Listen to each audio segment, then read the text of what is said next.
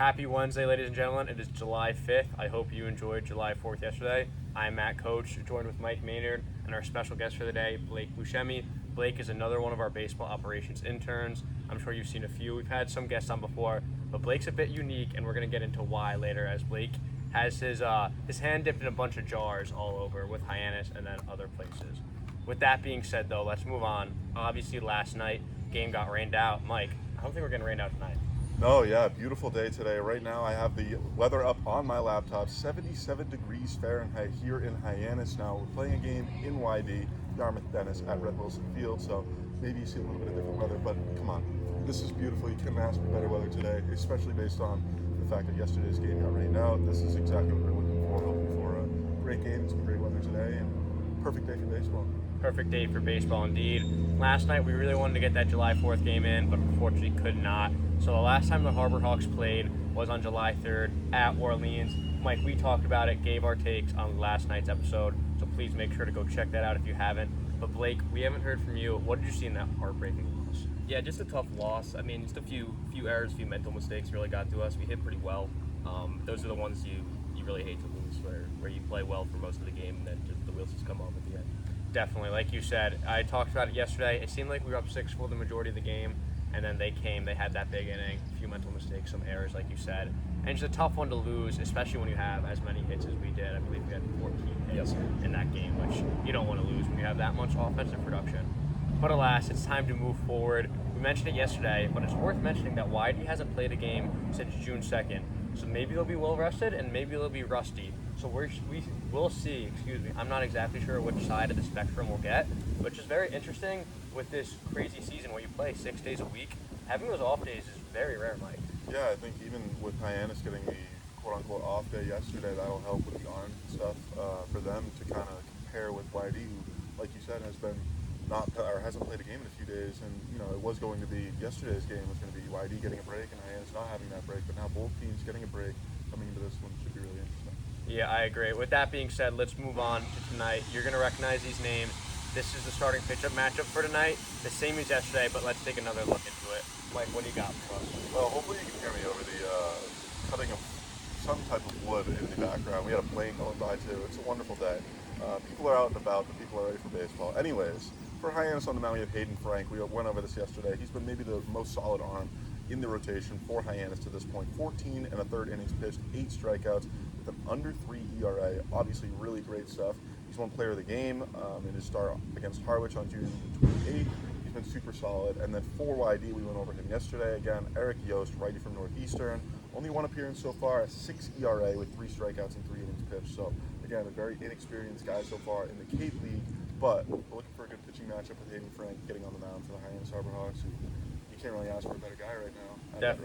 Definitely. And yeah, you look at a guy like Yost, you said it, not a lot of experience, not a lot of stuff. We can look at that 6 ERA and be like, oh, we should have a great game. He only has 1 appearance. We don't want to get too ahead of ourselves. He's pitching on the Cape, so you know he has great stuff. With that being said, though, let's talk about a guy that you know, Blake. What do you see out of Hayden Frank? Yeah, I mean, Hayden Frank's been great for us. He's been able to come out of the bullpen as a rotation as well. Doesn't walk a lot of guys, get up to around 92. But yeah, just excited to see what he can do today. Definitely, I think we all are. Hopefully he'll be great for us. Hopefully, like Mike said, you can hear us over this. Just a nice, authentic parking lot preview. You know how we do it over here. With that being said, let's go back to Blake. I talked about it. Blake is an operations intern with Hyannis. So Blake, why don't you first discuss that and what specifically you do your day-to-day here with Hyannis? Yeah, so I'm more on the player acquisition, player evaluation side. So in the roster construction area, we've been able to pick up a few guys since. Sorry. Just loud noises all over. You got banging, cutting, planes Mike's taking losing off, it over cars here. I'm sorry. Yeah, just the roster construction part. Doing a lot of reports as well. But yeah, just kind of covering all areas. But yeah, it's been a great experience. Definitely a great experience and a tough one, as we've mentioned to our other interns who have been on with us. So much roster turnover in the Cape Cod Baseball League really gives you some challenges day in and day out. Yeah, and I mean with the draft being pushed up, that makes that a much different animal. I mean, generally before they moved the draft up, guys who were going to get drafted wouldn't play here, but now that the draft is in July, guys are typically coming up for a few weeks to get noticed. So that's kind of making more roster turnover for us. I'm certainly not complaining if we can have some guys like Ben Williamson who are going to come play and then go get drafted. I'm not going to say anything I'm batting an eye, so I'm happy with it. But Blake, really exciting. You had a great opportunity about a week or so ago. You were on Sirius XM. You had a radio appearance talking baseball. Talk about that and what that was like. Yeah, that was really cool. So I met Vince Gennaro, the guy who had me on, at the Saber Analytics conference a few months ago. And he was nice enough to have me on. We just talked about prospects and drafts and rookies we really like. But it was a great opportunity for me. It was a really cool experience to get my name out there and talk on a bigger platform. Yeah, if you have Sirius XM, make sure to go check that out. Blake's episode was awesome. I listened to it myself. Really learned a lot, and both were very insightful people. And lastly, Blake runs a very successful and well-informed, as we know from Blake, Instagram account with baseball prospects. So why don't you plug that a little bit and then talk about that for us? Yeah, so I started doing that a few years ago during COVID.